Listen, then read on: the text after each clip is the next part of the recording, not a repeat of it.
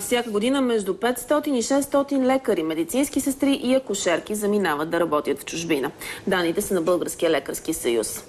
По темата работи нашият репортер София Стойчева. София, здравей! Защо продължават да бягат зад граница нашите медици? Само за пари ли става въпрос? Основната причина лекарите и медицинските сестри да търсят работа в чужбина е по-високото заплащане там. Всъщност то е високо за нашите стандарти, но не и за тези зад граница. Един лекар-специализант в България получава 2 минимални работни заплати или 620 лева месечно. Ако не е на държавна поръчка, трябва да отделя от тях всеки месец по 180 лева за обучението си. Така му става чисто 440 лева, с които да се издържа.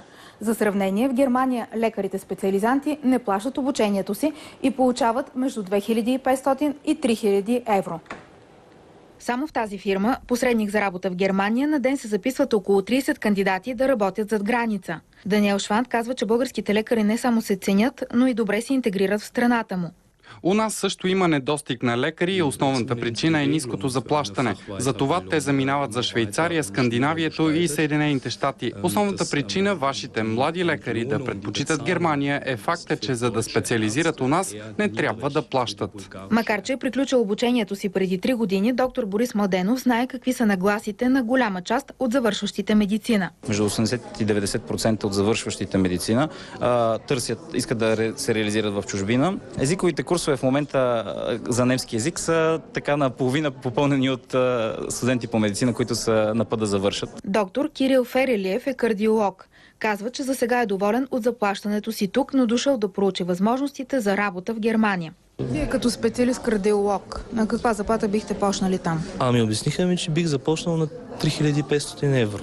Хората, които са без специалност, започват с 2500. Заради изтичането на медици, в много населени места у нас вече се усеща липсата на лекари и на медицински сестри.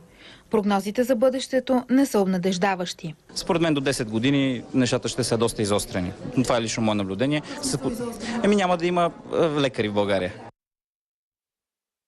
В Германия лекар-специалист започва с 3500 евро начална заплата, а в България стартовата заплата според отделните болници варира от 600 до 1000 лева. Много от лекарите, които бяха на трудовата борса, отказаха да застанат пред нашата камера. Един от тях ни каза, че е готов да публикува фиша с заплатата си. Според него е обидно за нощно дежурство, спешно отделение да се плащат по 27 стотинки на час. За 40 часа нощен труд в края на месеца въпросният лекар в спешно отделение на една от реномираните ни болници ще получи точно 10 лева и 80 стотинки. София Стойчева за продължаващата тенденция български лекари и медицински сестри да търсят работа зад граница. Благодарим ти, София.